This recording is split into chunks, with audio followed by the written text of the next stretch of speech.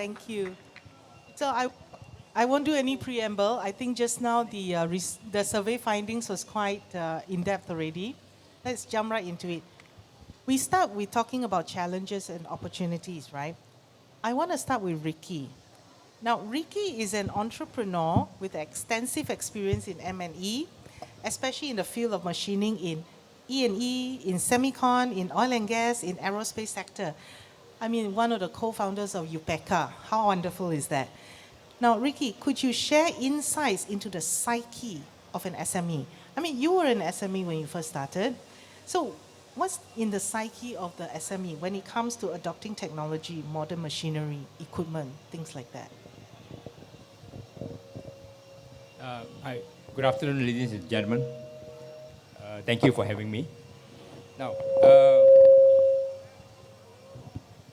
as an SME before, I mean, as far as technology is concerned, there's, uh, there's no doubt about it. You have to adopt. Adoption of technology will give you productivity and sustainability moving forward. But like the survey that's mentioned, SME do adopt some form of technology, but to what extent? Also, technology is just a tool for us to utilize. Most importantly for SME, during adoption, we need to make very sure of what technology we need. Do it step by step. Seek proper advice because to SME, technology adoption may be very, very costly or expensive. So we need to get proper advice because cost is one of the most important factor. So we need to make sure that you get a good system integrator or a supplier in terms of software and hardware. So as mentioned, don't rush into it because with proof of implementation, which is paramount to our adoption success, SME has very little funding with them. So please make sure you do it right.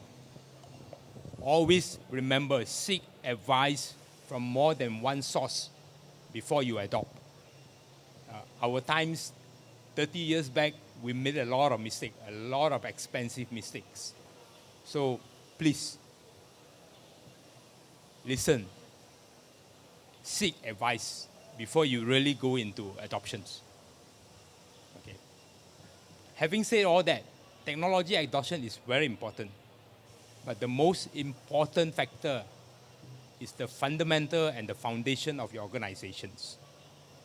You need strong, knowledgeable talent to maintain and adopt the adoptions. Because without talent, technology doesn't work. Our asset is our talent. Technology can be purchased. Asset has to be trained. Very, very important, your human resource asset. Please make sure you train and retain your talent. That is where, as you can see in the northern region here, many successful SME becomes a very big organization nowadays, which they are supporting the multinationals in Malaysia and also worldwide. I think that's about all from me for the technology adoption. Thank you. Thank you.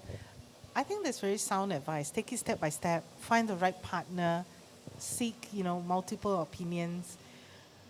So, do you see things changing in recent years compared to 30 years ago? Are things getting better? Are SMEs becoming smarter? Well, of course, I think SMEs are becoming smarter, but as far as business changes is concerned, it's ever evolving. From 30 years ago until today, the changes haven't stopped. And from what it is going on now, after the pandemic, the geopolitical situations, I think the change are accelerating even faster now. It seems that Not so long ago, SME are struggling with ISO systems, 1400s, ROS compliance, REACH compliance, and whatnot. After pandemic, suddenly ESG comes in. How? How are we going to get ready for all these things? Are we ready to embrace the change? Like it or not, you have to embrace. If not, we'll be out of the competition. To evolve is not just to survive. To evolve is to sustain our, our company or our organizations. Without change, without evolutions, we will be behind. So, as far as opportunity is concerned, as mentioned by the earlier panel, there's a lot of opportunity in Penang. A lot of FDI is coming in. Am I ready to support the MNCs? They have big orders, big projects. How many SMEs can undertake big projects? Of course, in Penang, there are quite a few local SME which has grown very big. But majority of them are still very small. How can we undertake bigger piece of the FDI projects that is coming in? Can we band together, formally or informally, to take a bigger piece of the pie? That is food for thought, And we are talking about Penang. We have not even talked about regional or international. Is our SME ready for real exports? And when you talk about real export, you really need to be on your toe. Change is an absolute requirement. There's no doubt about it. Thank you. Thank you. That's very good sharing. So I want to bring the next question to Encik Azrul. Just now, based on the survey findings, right, the bulk of the challenges seems to be surrounding financial, access to finance. So, what what is MPC doing to address this? And how are you supporting capacity building in the M&E sector? All right. Thank you, Datin. So, talking about the SMEs development on talent, so we have introduced programs, namely academy in industry. Okay, so where we concern in terms of the issues and challenges from the industry players, talking about talent development. So, in this academy industry, there are two categories in this academy industry, where the first category is bring the talent to the companies. The second category is recognize the companies on their existing talents. Okay, so I would like to pull attention to these SMEs, Malaysian SMEs companies, to get this opportunity on this academy industry, where the companies can be certified by the government agencies from Jabatan Peningkatan Kemahiran (JPK), okay, where we look forward to recognize the existing employees in that particular industries, to get some of the certified, we call it Sijil Kemahiran Malaysia, tahap 1, tahap 2, tahap 3, where at the tahap 3 is similar to diploma level. So these programs is a collaborate between the MPC and also JPK, Jabatan Peningkatan Kemahiran, where we handhold the companies to get certified from JPK under the Scheme Latihan Dual National Program, SLDN. And those supervisors, engineers in that particular companies, okay, can be trainers to the programs, and the rest of the employees for those operators level can be the participants, which at the end they completed the module and they can get the Sijil Kemahiran Mara. So this is part of assistance that given by MPC through collaboration with another agencies, government agencies, JPK, and also we need and encourage and welcome the companies to be part of this program, academy industry. So this, I suppose, will elevate a little bit of the challenges when they say access to finance is a hindrance, right? But of course, when we talk about financial barriers, we must ask a bank. So, Alan from Alliance Bank, what are the common financial barriers that SMEs encounter when they try to invest in upgrades? I mean, from a bank's perspective and experience, what are some of, so can you share a little bit about that? But at the same time, also let us know about what are the solutions and mechanisms that can elevate these barriers. Okay, so I think I should share my experience and background. So I'm not a traditional banker. I come from industry, right? Supply chain in particular and logistics, working for MNCs and local public listed company. Right, so first cap as a banker, incomplete documentation or lack of collaterals. That's very common, right? So always make sure that you have all your documents in place, your yearly assessments and audits done, and you have got a clear plan financially, right? Second one is, of course, then unclear purpose of financing. If you don't know how to tell the bank what you need the money for, they will never be able to understand you, and they won't be able to give you a meaningful program or financing, right? Then it will come back to the traditional term loans and all those quick cash and all those things, right? So that's the issue. Now, putting on my logistics background, the first one is, of course, misinformation, right? In terms of what you want to buy, whether it's automation or it's a system or it's a software, or it's a technology-driven AI, things like that, right? And whether it serves your need, right? Whether it solves particular problems that you have in your supply chain, right? And the last one being, investment in skilled manpower. I know we've talked about this a lot, right? With the system, with the automations, and with the equipments, are your labor or are your people skilled enough to do periodic maintenance? Are they good enough to make sure the machine runs the way it should be? Instead of, I switch off this function, I do it manually. Defeats the purpose, right? So that the productivity, it doesn't necessarily increase. Right, so on to several ways or mechanisms to try to overcome this, right? Of course, very obviously know what you want to buy, the purpose, whether it's a machine or software or storage space that you're expanding.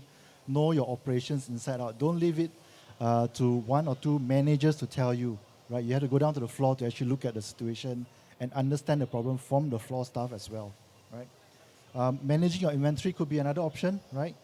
Certain industries, I understand, are very specific. Raw material supplies are very rare, right? So you can look at pooling resources, for example, upstream, 3 players, common production, common thing that you're producing, but one source of manufacturer, one source of raw material. Can't these 3 players get together and say, look, okay, we're going to negotiate a better rate, better price. Let's import one time and then we split up within the 3 players, right? That could be another option, right? You get better pricing. And very important from the banking perspective, make time to speak to your bankers, your main bankers, whoever they are, so that you are always kept up to date in terms of financing schemes available, what they can do to support you, and share with them your operational challenges as well. You never know. They may be able to recommend something to you or at least give you that little bit of financial literacy to help you stretch your money a little bit more, right? Managing your cash flow, right? And lastly, of course, always complete your financial assessments. That's something that a lot of smaller size ones struggle with. 1 year do, 1 year don't do, and then the following year they have to struggle to keep up with it and all that. Yeah. I think sometimes SMEs do look at bankers as less friendly. Yeah, don't be afraid. So, are there any specific financial incentives that's unique to Alliance Bank that can help SMEs on their journey towards technological advancement and productivity enhancements?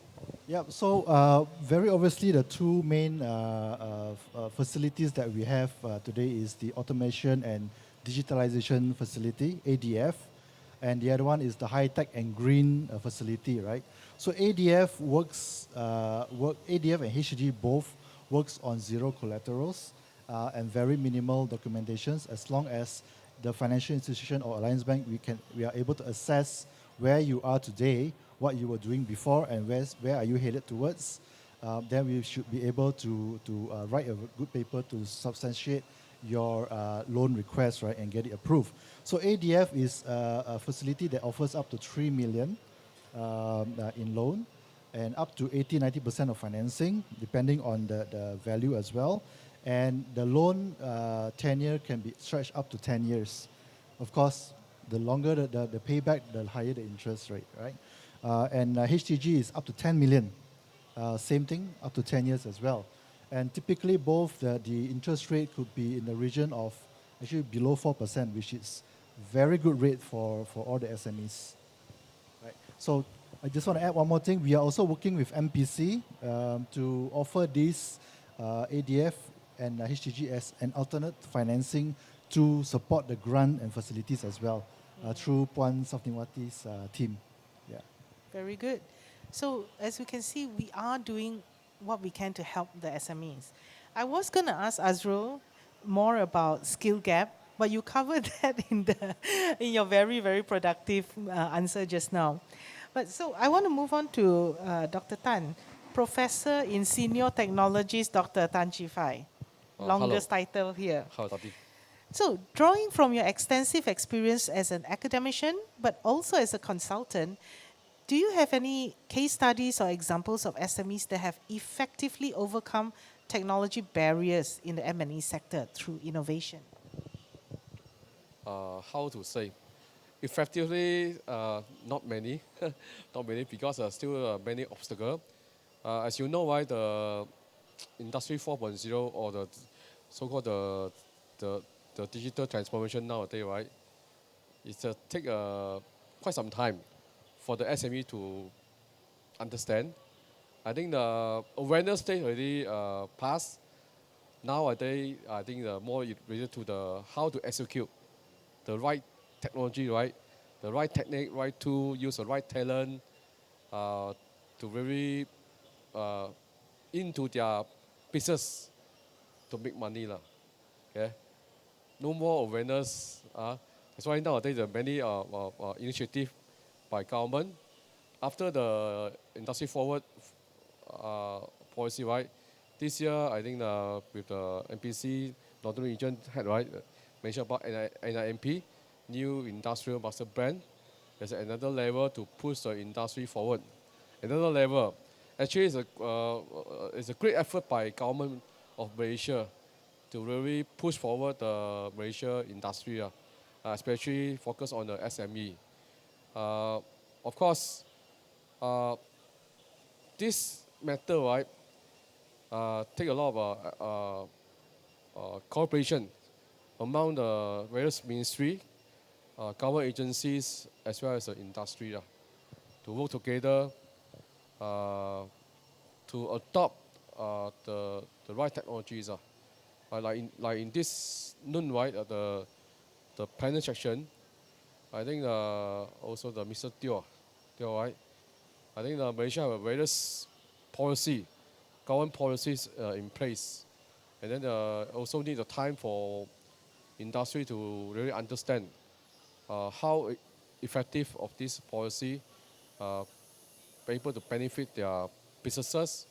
Of course, like Mr. Ricky Su also say that you need the various parties like system integrator, the government agency, the banker for financing, right? I also thinking about you need to have a right person that is able to assist the company. It's because adoption of technologies is not as easy as go to the web market to buy something. You need to know about the right strategy to, especially the right, not only right strategy, also the short-term, mid-term, long-term planning and strategize towards the adoption. It's because, as Mr. Teo say that, and also Mr. Ricky say that, the cash flow is a very crucial, a very critical factor in most of the SME mindset. Okay? But because of the pace of the transformation and technologies, right? So also the business model are changing. Not like what we have before pandemic or 10 or 15 years ago. It's different. So for the existing company, a newcomer want to excel propel in this new environment, right? New business environment, something need to be done. Okay? Not just a business strategy, also technology adoption strategy to make the company more effective. Of course, not to forget the world initiative on the sustainability. So Malaysia also push very hard. Like this morning, after the pandemic, suddenly ESG coming in the place. So we have to not only look into the transformation of the company, right? Also look into our ESG for the sustainability, as well as I'm thinking about to sustain the company in a more longer way. Think about in the right strategy lah. Okay, thank you. Okay, so the next one I want to talk to is Boon Leong.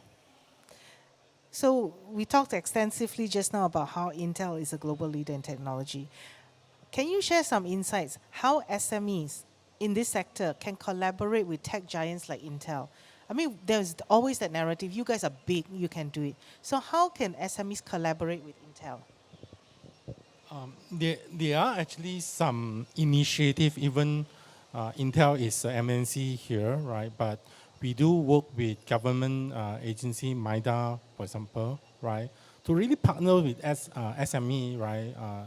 To really try out new technologies and also help them to understand it, and eventually then they would make a decision whether they want to put it as part of their so-called workflow, right? So I want to maybe just call two examples that we are trying out. One is not related to AI, one is, but I'll talk about the AI first, right? So one of the examples is, right, we are helping one of the SME to look at how can you use machine visions, right? And couple with the ease of Intel technology, like what I mentioned just now, Intel Getty, right? To train your, let's say, surface soldering, whether all this SMT or maybe welding, right? Whether it's good quality or maybe there are some glitches there you are able to detect, right? Those are technologies that we are helping SME to really look into it, right? And of course, once they really know that, hey, actually, I don't need to hire a programmer to do AI because this is really no code, right? Yeah, I think we can embrace it. So these are some of the small, I wouldn't say small, but small pockets of initiative we are working in collaborations with governments to drive that, right? And we also are working together, right, because of the investment funds that are coming in as part of for example, MIDA, right? We also embracing it with university, right? With universities, students, right, master students, to expose them about what are all these things. Hopefully, they can also be ultimately be a trained skill engineers to work with the SME eventually down the road. So that's one part, right? And also, if we think about just AI in, of course, smart factory, there are actually a lot more beyond AI, right? There are the IoTs, the connectivities part. There are the wireless things. There's a lot of more focus on private 5G. It's pretty sad to say that Malaysia as a industry embracement in what's upcoming, all this open O-RAN, kind of like 5G, private 5G, right, that you can deploy within your most remote site, but you can still control the network wirelessly, the ease of reconfigurations of your pipeline or all these things are a bit lacking at this point in time. But these are some of the initiatives that Intel is actually working through government policy settings, influencing maybe some pockets of seed fundings to prove point that, hey, if you do this in your SME industry, you can really reap the benefits of what Intel has been investing billions of dollars to generate all this very powerful silicon and be invested in all the software and make it open source. Really, we want the industry to take it and scale, right? To really empower you with all this kind of AI power, right? That you ought to think about in the SME industry. Yeah. That's very interesting. That means that they do they do have the opportunity to work with people like Intel. Yes. So next then we have the other MNC, Shahrul. Just now you shared extensively about how Aramex, with your own tech adoption, you can do more for your customers and your SME customer. Now, what would you say to an SME with limited exposure to technology? How can they truly benefit from a relationship with someone like Aramex? I mean, on your side, you've done your part, but how does someone low tech work with you? Thank you, Datin. I think that's a very, very good question for me at least. I think the last 10 years, one of the biggest channel or market segment that we're trying to figure out how to tackle them is actually the SMEs.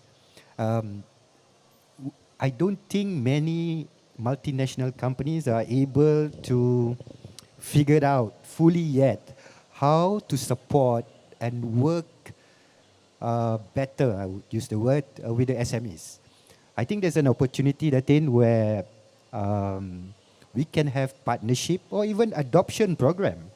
I mean, this is something that we actually take SMEs actually under our ESG, CSR banner as well. I think this is something that is very important for multinational to give back to the countries where we do our operation and make profits and grow. I think this is where it's not only government responsibility to bring up the SMEs, what I call this channel together, because we have been working with the multinational companies, big brand logos, all this while, the last at least 20, 25 years. But like I said, the last 10 years, I don't think we still have fully figured out how to work with the SMEs. I think it's really obvious the reasons why. I mean, I don't want to discuss the reasons why because there are many, because small, multiple business model and all that.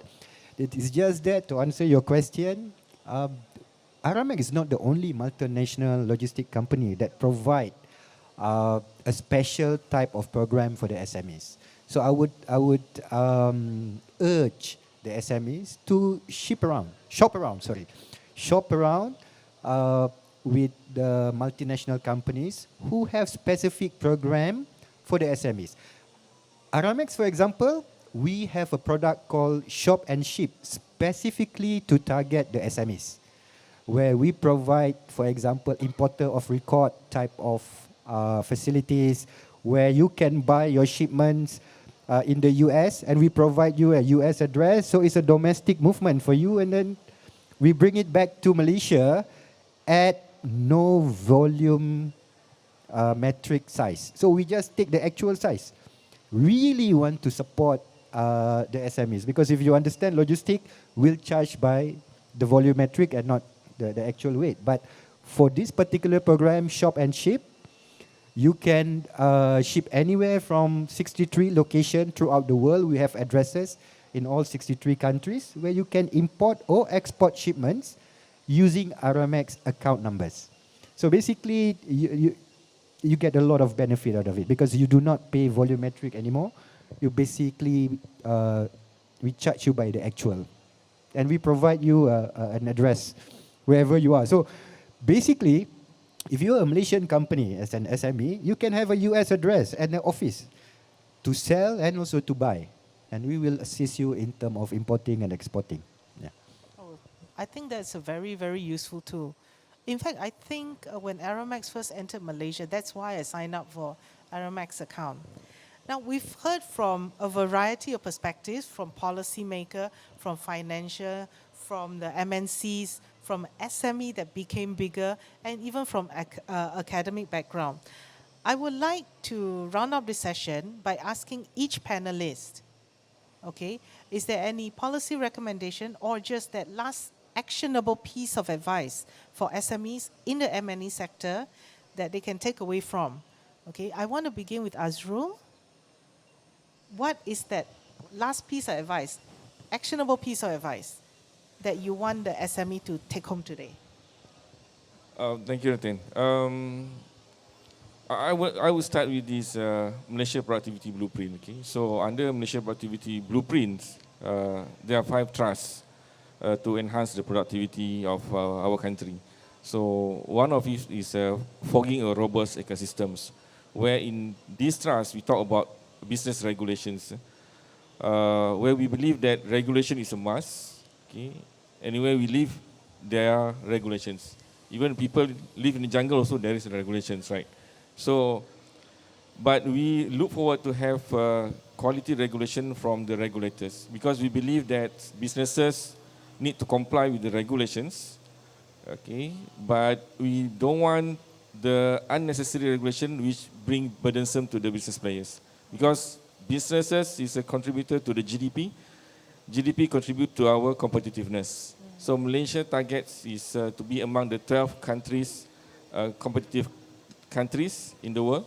Okay, so back to the SMEs, we have a lot of programs. We are not the same as other some of the government agencies where they provide the grants to the SMEs, but we provide programs where the program is free for the SMEs to participate. Where this program, I would like to encourage SMEs to participate in this program. We call it Productivity Startup, where these programs is I can consider as a initial program to start with the technology adoptions. Okay, we believe technology nowadays is a must. Okay, to move forward to enhance productivity of that particular companies, but it can start with a simple approach. Okay, by using the kits or tools for IoT or AI. Okay, so we collaborate with this, we call it the technology center, okay, such as in YGL, Alliance in Penang. So they become the trainer to train the SMEs how to use the kits, okay, for technology adoptions. As simple as making some sensor to their production line and so on. Okay, so we believe that technology not we want to ensure that when we talk about technology, don't be afraid, don't think about big things, big investment for technology. It can be start with the simple and cheapest budget. Okay, so productivity startup is a programs where we welcome to the SMEs to participate in these programs. Thank you. That's a good one. So understand the technology, don't be afraid, start small, and don't think that it's expensive to train your people because MPC has programs. Next, Prof, what about you? What is the actionable advice for Yeah, SMEs just to cut take it home? short. Look for right channel and right person to make it happen. Okay, thank you. Oh, very impactful. Banker, what about you? Right. So when you are ready to talk about sustainability in your operations, talk to us. We are champions among the banks on sustainability assistance program, yeah, SAP. Now, our two MNCs there, Boon Leong. All right. Intel actually has free AI training courses that runs many hours, structured into various domain visions, language models. Check it out, free. Free, very important. Sharul, I think I take this opportunity to address actually the Penang and also the northern region SMEs because I think I hope the fact that Penang is one of the top 3 most important semiconductor facilities in the world after South Korea and Taiwan is not being taken out of your radar. I mean, not only the SMEs, but by everybody. I think it's very clear for us, like Aramex, like Penang market, the northern side of it. I mean, globally, Penang has been recognized as one of the top 3 semiconductor as an industry, for example. And I think that should drive other industries, like machineries, electronics, other than semiconductor, because Penang is well known globally. So I think for the SMEs, this is an opportunity to really take up this automation, if you can say even revolution, which is only, at least if you ask me, only 2 years old. Because I actually take the pandemic as the reset of the clock time actually. So we are actually still at the infancy stage. It's still an open field, open playing field in terms of competition. But like I said again and again throughout today, please take the opportunity to engage with the multinational companies like Intel, for example, who offered a lot of opportunities. Aramex, other logistic company who are multinational as well. I'm not saying that the locals you shouldn't work with, but when I see the ecosystem of the logistics industry, a lot of the solution first came from the multinationals. Then it's cascaded down to the other channels in the industry. So I think my last point would be, despite cost would be the biggest barrier for any SMEs to decide to move into automation or AI, close one eyes, just jump. There's a lot of people here who would want to support you, and try your level best and fight one-to-one with the giants. Why not? Well, yes, we can. Now, the best for last, Ricky. Our one and only SME that became a big boy. What do you think after listening to everything? Well, I mean, we have a very good row of panelists here. Now, my view is, since I joined MEPN back in 2018, MEPN stands for Machinery and Equipment Productivity Nexus. Without machineries and equipment, I think E&E or semicon will not have appear. Everything works with machineries and equipments. So, SME in M&E sector, you have a lot of opportunities. The most important point is get out of your comfort zone, network, whether it's with the financial institution, associations, government agencies. There are a lot of opportunities, helps around.